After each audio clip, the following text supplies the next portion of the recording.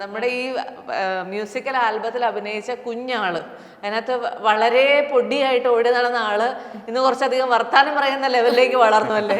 ഇവിടെ നടക്കുന്നുണ്ടായിരുന്നു. ആളെവിടെ പോയി? ഈ കൊച്ചിന് എന്താ ഏതാന്ന് പോലും തിരിച്ചറിയാത്ത സമയത്ത് പ്രേമം പറഞ്ഞു വിടുന്ന ഹംസമാക്കി കളഞ്ഞത് ആരായിരുന്നു? അതെന്തായിരുന്നു ഇങ്ങനെ ഇത്രയും കുഞ്ഞൊരാളെ അതിനകത്തേക്ക് കൊണ്ടുവരാന്ന് വിചാരിച്ചേ?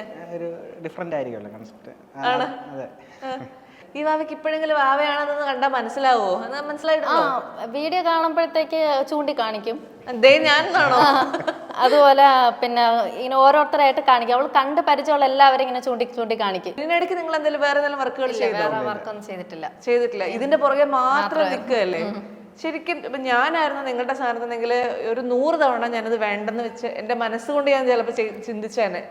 ഇതൊന്നും വേണ്ട, നമുക്കിത് എന്ത് സംഭവിച്ചാലും പുറത്തിറക്കണം എന്നുള്ള ഭയങ്കരമായിട്ടുള്ള ഡിറ്റർമിനേഷൻ നിങ്ങളുടെ ആർക്കായിരുന്നു ഉണ്ടായിരുന്നത്? നമ്മളൊരു വർക്ക് തുടങ്ങുമ്പോൾ അത് എന്തായാലും ഇറക്കണം എന്നുള്ള പ്രതീക്ഷ ഫ്രണ്ട് സർക്കിളുള്ള എല്ലാവർക്കും ഇറക്കണം എന്നുള്ളത് അല്ലേ? ഒരേപോലെ കാര്യം അത് തുടങ്ങുമ്പോൾ എന്തായാലും അത് ഇറക്കണം, കംപ്ലീറ്റ് ചെയ്യണം എന്ന് തന്നെയാണ്. പകുതിക്ക് വെച്ചിട്ട് എന്തായാലും അത് കളയരുത് എന്നുള്ളതുണ്ടായിരുന്നു അല്ലേ?